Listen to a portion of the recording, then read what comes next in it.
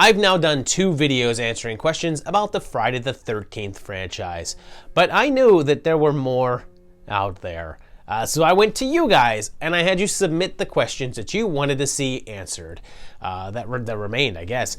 Now, as I said, I did 2 previous volumes of this, so feel free to check those out first. And this is probably my final say on the questions for this franchise. Until I rewatch the films and start saying, yeah, but what about that? What about that? What about that? Question number 1. John O'Rose wants to know, how old was Pamela when she had Jason? Good old Pam is a pretty central figure to the whole franchise, even if she only really appears in one film. She's the OG villain, the main antagonist of the entire series, until she's not. Thankfully, we know quite a bit of information about her from the movies, including her age when she died, and we can also use what we know to figure out exactly when she had Jason, and all that. Thanks to the gravestone in part 4, we know that she was born in 1930 and died in 1979, when the first movie takes place. That makes her 49 years old when she lost her head, which makes her character about 4 years younger than Betsy Palmer, the actress who played her. We also know that her son died in 1957, thanks to the opening of the first film. That's set in 1958, and we're told that Jason drowned 1 year prior, so she was 27 years old when he died. But we're also told that he was 11 years old when he was, I guess, murdered by camp counselors who were too busy boning to notice that he was swimming. He wasn't a very good swimmer. So, using that, we know pretty conclusively that he was born in 1946, and Pamela would have been 16 at the time of birth. It's possible, based on birthdays and whatnot, that she could have been 15, but 16 sounds right. Some basis for that can be found in the video game, which has a section called the Pamela tapes that detail her backstory. There, she says that Elias, the man that we've always assumed was the baby daddy, is not, and that Jason's actual father is an unknown man that raped her when she was 16 years old, confirming that age frame. Meanwhile, here's a minor fact. She actually wasn't known as Pamela Voorhees at first and was simply known as Mrs. Voorhees. It wasn't until that tombstone in the 4th film that she was actually given a name, Pamela. Question number 2. Von Weil asks how Jason found Alice in the second movie. Alright, so this is actually sort of an addendum, I guess, because I did answer this one in my first Friday questions video, but I wasn't very satisfied with the answer I came up with, and there's actually a better one floating around out there. So this is the more definitive take on it. So, in the beginning of part 2, Alice is recovering from her traumatic experiences in the first film. We find out a bit later on that it takes place just a couple of months after that, so it's a relatively short time after, and one night at her place, the formal final girl is taken out via an ice pick to the head. Of course, we don't see the killer, but considering that they put Mrs. Voorhees' head in the fridge, it really doesn't seem like it'd be anyone other than Jason. But how did he even find her? In my original episode, I stated that he got her address from Steve's files and used that to locate her. And I've seen other theories that it was like simply supernatural means, and I'm even fine with that.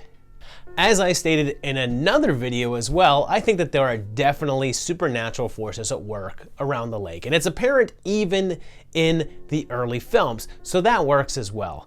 But there's a more suitable answer in the novelization of Part 2, written by Simon Hawke. In it, he details that Alice is actually near the lake to begin with, so that eliminates the whole tracking aspect of it. She was having trouble dealing with her trauma and rented a house near the lake in order to force herself to confront her situation head on. From there, it's pretty easy to figure out what happened. She likely was out and about around the area, and good old Baghead saw her and followed her back to the house, which would not have been difficult then since it was close. But now that that's out of the way, can we talk about the head for a second? Dude bought his mom's head with him, and I guess covered it because that would be awkward if someone saw him doing that, and then I guess wanted to taunt Alice, so he stuck her head in the fridge. Was his plan to just wait until she opened it and then attacked? Was he just chilling there, like just out of sight, waiting for her to get the munchies? What if Alice wasn't hungry? What if she was fasting? Would he have attacked her anyway? Or was he all like, oh man, she didn't look in the fridge. My whole plan is ruined without her seeing my chilled mom. Guess I'll wait until she grabs OJ in the morning then. Was Alice's entire existence predicated on the action of opening the fridge door? Did I just create a new diet craze? Don't bust open the fridge and grab those cupcakes in there, because you never know if a madman with off-kilter eyeballs is like crouched behind a chair nearby, because I guess he's a super good hider. Question number 3. This next question is from I'm Not Superstitious, but I'm a Little Stitious, and they want to know what's up with Jason changing size so drastically between the second and third films. So, Jason in the second film is not that big a dude, and yet one film later, in part 3, he looks massive. What accounts for this shift in size? If you take a look at any official listings, Jason is said to be 6'5", although to be honest, he's very infrequently anywhere near that height in the movies. He only reached that stature in Freddy vs. Jason and the remake. The most frequent Jason, Kane Hodder, was pretty tall himself at 6'4", as was Ted White in part 4, but part 3 Jason was pretty tall as well at 6'3". But here's where it's a touch tricky. For a portion of part 2, when played by Steve Daskowitz, Jason was only 5'11", which is definitely one of the shorter forms. But in his big dramatic window crash scene where he's played by Warrington Gillette, he's 6'1", not a whole lot shorter than his part 3 version. But he's definitely smaller all around, and a good portion of that can be attributed to the extra padding added to Richard Brooker's part 3 body to make him look even bigger. So what accounts for that size difference? And here's where we get real fan theory, because clearly it was just a casting choice and the editorial decision to make the killer bigger, but we're all about filling in the gaps for fun. So let's have fun. So before I get into this, I need to explain what I think about all of this and things I've said in previous videos. I've made it clear that I think that supernatural forces are afoot, and I think that Jason was restored to life by external means. What if whatever juju is animating Jason in the first place is still going? I've said before that the dude has supernatural abilities, and very clearly at some point he adds teleportation to that roster of talents, but he doesn't use that skill in the earlier films. It's something that he developed further into things. So it's obvious that he's still, what's the best way to say this? Maturing. When he appears in part 2, he really hasn't unleashed yet. Sure, he killed Alice, but that seems to be the bulk of his murderous whims. Then he just ups and slaughters a whole group of people. Perhaps, like Freddy, he also gains strength from the lives that he takes. Perhaps all the killing in part 2 is just what he needs to power up, and he's increasing in size and strength throughout the film, which could even explain how he keeps getting bigger with each film. Question number 4. Here's one. Tony Miles is interested in what Jason does in his downtime. This is an interesting one because it's more clear-cut than you'd think, because when you take a look at his spectrum of living, dude does not have downtime. It's kill, kill, kill, almost 24/7. Like, we first meet the guy in part 2, and he's killing right away and spends the whole movie stalking and killing. And keep in mind, parts 2, 3, and 4 all take place over just a couple of days. So what you see him doing on screen is basically what he's doing. There's really no unaccounted for time here. We basically see him for the first time in part 2, and he kills for a few days, and then he's dead a few days later in part 4. He's reanimated in part 6, but by the end of it, he's inactive at the bottom of the lake. Same thing with 7. There's not downtime at all in there. Same thing with 8, really. He's brought back, does his thing, and is killed again at the end. But there is a gap here, and we'll talk about that in a second, but at the ending of part 9, he's sent to hell and not brought back until Freddy vs. Jason. So that leaves only 3 times in his entire history that we know him that he has any free time to kill? That doesn't seem like the right thing to say here. But we have the gap in between parts 8 and 9, since in that one, he's just back at the lake again, and we don't know how long he's been there, but he's not actively killing people. Then there's the second time, which is after he kills Freddy and before he's captured by the military before Jason X. And again, we don't really know how long that gap is. That only leaves part 2, and there's gaps there. There's whatever time there was before he starts killing, before he gets Alice, and the 5 years in between that intro scene and the main bulk of the film. So there is downtime. So what does he do in between? Robot Chicken covered this in a humorous way in a short segment, but I think that he leads a pretty simple life in between, probably spends quite a bit of time hunting and practicing his killing techniques out there in the wild, basically living like a caveman, making little mommy shrines. Although I think in the later films, when he's zombified Jason, he's more likely in a state of inactivity or dormancy, where he just sits and waits. Except, hold on, I think I've discovered a dirty little secret. Turns out that in his downtime, while not murdering teens, our boy Jason Voorhees is a lawyer in Oregon. Now, I'm covering all the specifics so that y'all don't just start coming after poor Jason here, but he looks to be a personal injury lawyer, which is real convenient, right? Oh no, have your loved ones been horribly mutilated by a machete and you're seeking compensation? Contact me and you'll get proper satisfaction. And remember, there's no fee unless Jason Voorhees gets money for you.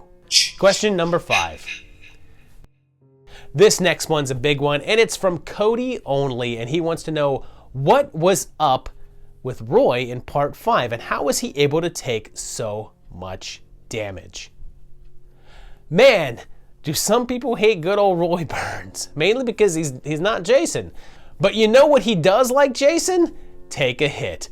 Over the course of the film, he's really beaten up. He's run over by a whole bulldozer, chainsawed, just a whole bunch of abuse, which is, I mean, it's a lot. Dude takes some damage. So what's the deal? Is he just amped up on adrenaline, or is there something supernatural going on? And I think this is my easiest answer on here yet, because I think the answer is a very clear yes.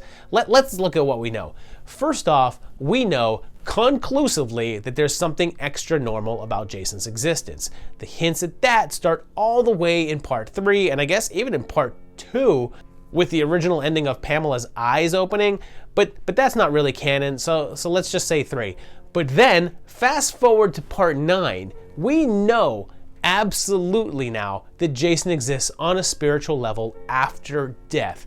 I know that they didn't quite have that in mind when they were making 5, but retroactively it makes sense, and we can actually see that at work with his essence calling out to Tommy. Much like the coroner was compelled to ingest Jason's being in part 9, his evil is trying to find a way to live on. Now, without a convenient body part nearby to imbue his actual being, he's resorting to a more coercive method, as we witness very clearly at the end of part 5. I think it's pretty obvious that the calling the coroner felt, that thing that was making him chow down on heart tartare, also came to Roy. Now, there was no heart, so it wasn't as if Jason completely took him over, as in Part 9, but he still had influence, enough to drive Mr. Burns to don that mask and kill. He thought it was his own idea, unknowingly being led to that decision by Jason's killer instinct. Now, there's actually some external basis for this as well, since the novelization for the movie heavily implies that there is some possession going on, and that Jason's spirit was drawn to Roy because of his revenge boner. Like I said, though, it wasn't a complete takeover, but the ambulance driver still managed to get a few extras out of the arrangement, though, as in having increased strength and durability. So, there, if the main reason you don't like Part 5 is simply because there's no Jason in it, there is. Question number 6. Okay, I'm looking forward to this one, and Marcus Burks asks how Jason got back to the camp after Part 8. First of all, I want to point out that I've covered the ending of Part 8 in a previous question video where I discussed that Jason doesn't actually turn back into a little kid and that it's simply an effect of the drugs that Rennie was given. It's her hallucination, so keep that in mind. End of 8. Jason is still a regular guy, but with toxic waste on him. He stumbles away, finds his mask, and puts it back on again, but with his melty face, it gushes into his skin. That explains the appearance in Part 9. But then, in the beginning of that movie, he's just magically back at the camp again with no explanation of how he got back from Canada. I mean, it's a pretty big walk. Oh, sorry, New York. So real quick, we have to dispel the notion that it was a huge distance. Crystal Lake in the films is supposed to be in Jersey. It wasn't like that boat was traveling some huge distance, because its main goal was to be a party cruise, heading out into the ocean, turning around, and then coming back to shore in the Big Apple.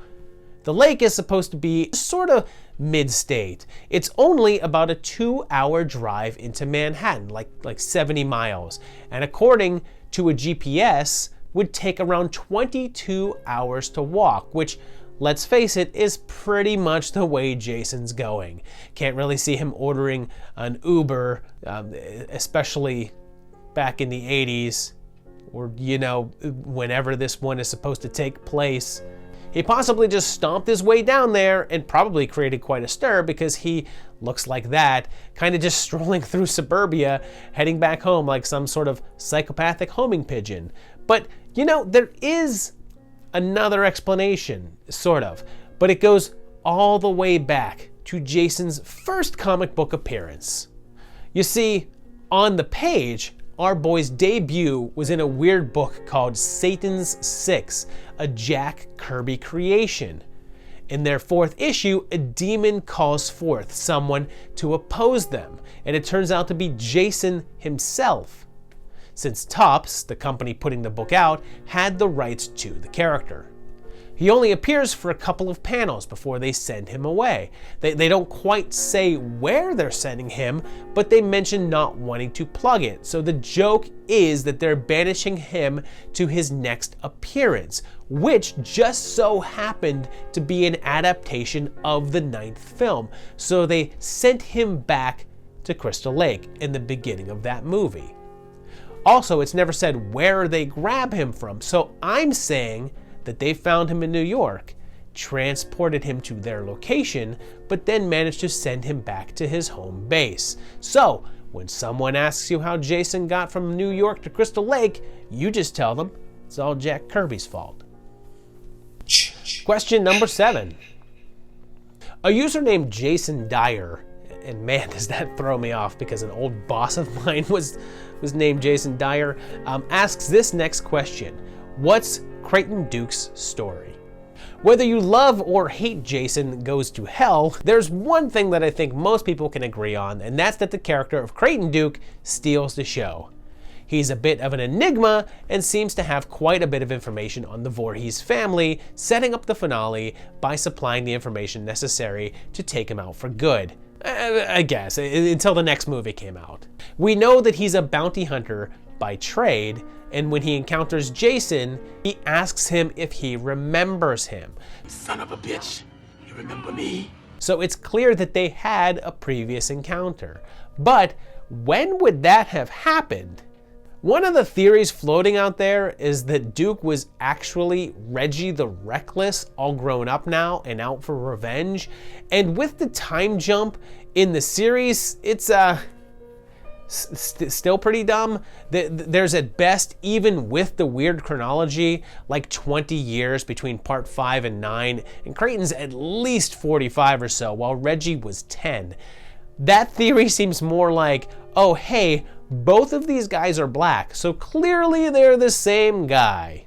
So no on that one. But on a podcast, Adam Marcus, Part 9's director, stated that the intended backstory was that a teenage Creighton Duke was out on the lake with his girlfriend and Jason came up from the lake and killed her.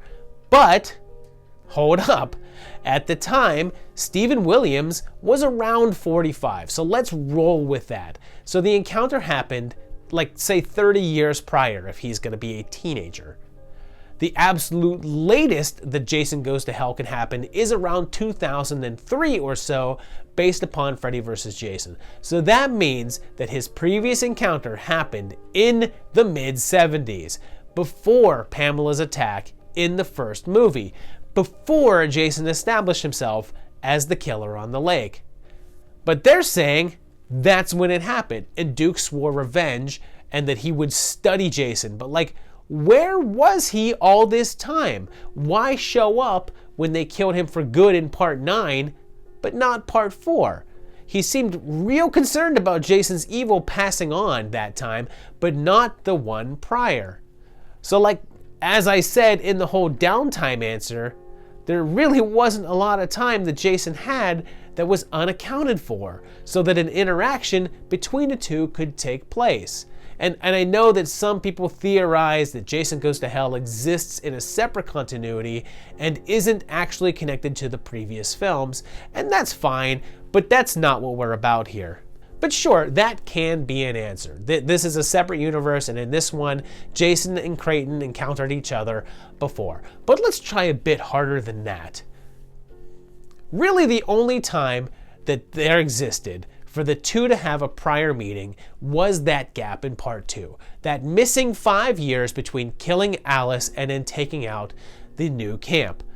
Around that time frame, Duke would have been in his 20s or so, so not a teenager, but still a younger guy. It's probable that this is when he and his girlfriend were out there and she was killed. As to why he didn't show up at the ending of part 4, it's a bit easier. He was still learning, since 2, 3, and 4 all took place over a weekend.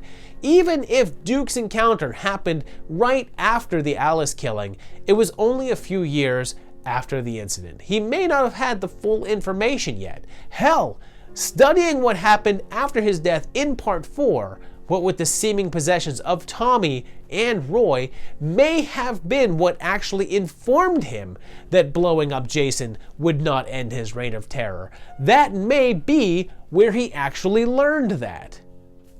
Two other things. One is the quick mention that it was intended that Duke survived the events of the film. They were going to make some sort of spin-off for a while detailing his further adventures, as confirmed by Marcus again, but he never appeared and is never mentioned. So his death is up to you, I guess, but I guess that the official answer is that he's alive. But then, what's all this about little girls and donuts? When asked what the first thing that comes to mind when thinking about Jason, he says, Well, that makes me think of a little girl in a pink dress, sticking a hot dog through a donut. And yeah, it doesn't make sense. Screenwriter Dean Lorey actually said that it makes no sense and that he just thought it was a funny line. But what does it mean? Nothing. Duke just clearly liked stirring the pot and causing controversy. He's on TV being interviewed, and what's more controversial than talking about little girls and sexual innuendo? He's just trying to get a rise out of the interviewer and I guess the audience, and seeing how much people talk about this, mission accomplished, Mr. Duke. Question number 8. I Love the Tallies has another goes to hell question and wants to know how Jason is able to talk through that one guy at the end. So this one is really weird, but here's what happens. Jason body hops through several people during the course of the film. When he does so, he basically acts the same way. Big lumbering killer, stomping around and whacking people, and he's silent as usual. He doesn't talk, much like he does in his usual form. But here, he's able to say full sentences, confusing Jessica and able to throw her off, as she was unable to determine which of the two people in front of her contained Jason. Was it Sheriff Landis or Officer Randy?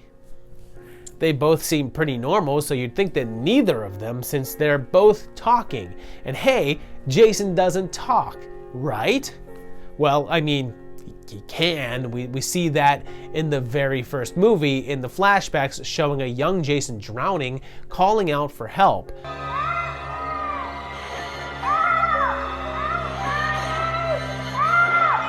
But hey, those are images in Pamela's head, not necessarily reality, right?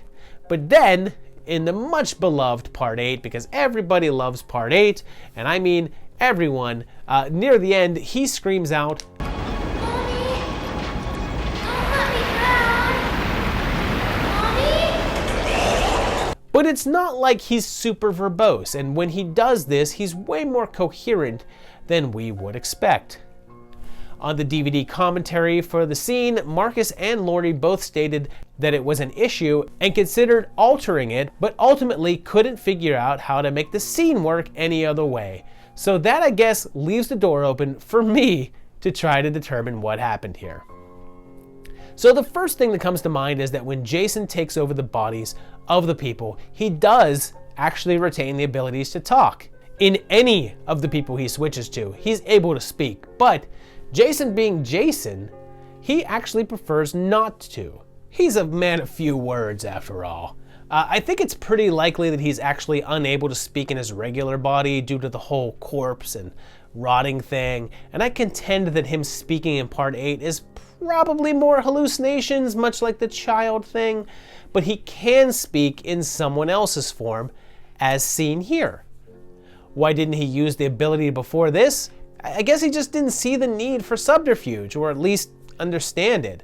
But at this point, his options were running out, and his chances were getting slimmer, so he needed to resort to a better tactic than simply stomping in and killing everything. Question number 9. Venomous has an interesting question, and that's if the Friday the 13th remake takes place in the same universe as the Transformers? Now, if you're unfamiliar with this little ditty online, you're probably going, wait, what? Right about now? But there's a very popular fan theory going around that links the two movies, and they come down to this guy, Trent. This is Travis Van Winkle playing the part of Trent in the remake, and he's also in 2007's Transformers, also from Michael Bay's production company. In that film, he also plays Trent, and he's the ex of Megan Fox's character. He's basically a douchebag in both movies. He's arrogant, a jerk, a jock, and drives the same car in both films. If he is the same character, it would explain why he never reappeared in the Transformers sequels, because he's dead. But that could also be because his character's really not that important, and he's the high school dude, and none of the other Transformer films take place in the high school setting. So I'm not sure why he'd be in them anyway. But he's the same character, right? Same guy, which means that these are connected films taking place in the same universe. So Jason could be fighting Autobots, right? Well, I hate to tell you, but I'm about to burst that bubble. That crossover ain't gonna happen because they are two different douchey jocks named Trent. Because yep, there's more than one of those, like way too many. But you may say that Michael Bay confirmed it and said that they're the same character, but I have searched high and low and can't find any evidence of that anywhere. If that quote exists out there, I'd be glad to be proven wrong because I've already spent way too much time looking for it. But here's my evidence to the contrary. Trent in Transformers is named Trent DeMarco, which we know from the novelization of the film and some other external materials. But, however, in the Friday the 13th remake, most of which takes place in Trent's family cabin up at the lake, in this deleted scene, it's referred to as the Sutton place. Report of a possible homicide near the lake. Call came in from way over at the Sutton place.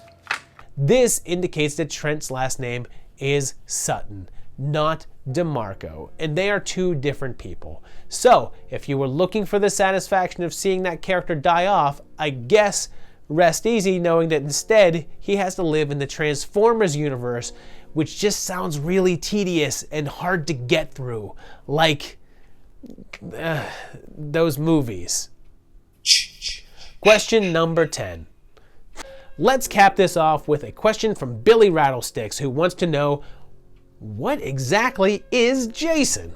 Before discussing what Jason is, let's take a second to talk about what he's not. He's not a simple zombie.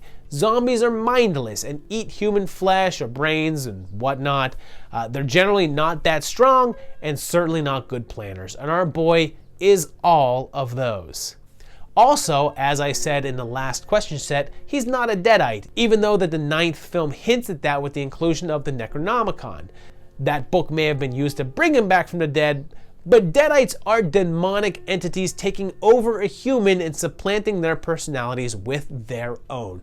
They're not silent stalking killers, they're devious and malicious things, and they certainly wouldn't take the time to pay tribute to their host's mother. There is absolutely no similarities between his actions and anything from the Evil Dead movies, so you can just mark that one right off. Beyond that, things get a little different because there's two theories of thought. One is that Jason never died as a child, and I guess was just living in the woods for all those years, not going home for some reason. And the other is that Jason did die as a youth and was restored to life by his mother, and him jumping from the lake at the ending of part 1 is him coming back. Because of this, a popular theory is that Jason is a revenant, which is a specific type of spirit. There's someone that has returned from the dead for a purpose, and that's to haunt the living. And this one does make a fair amount of sense, since it can be said that Jason specifically haunts the lake and kills those who enter his area. That kind of explains why he also seems to show no interest in some victims, like when he's in New York.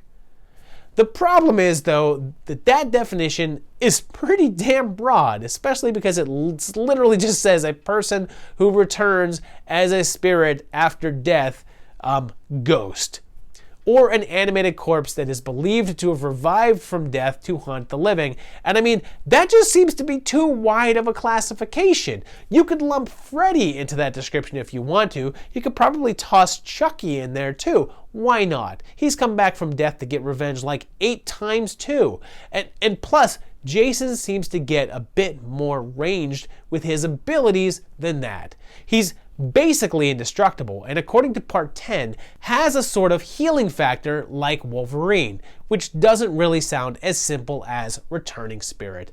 And then what about part 9 with the body switching worm creature? That's not really a thing that seems conducive to the other examples.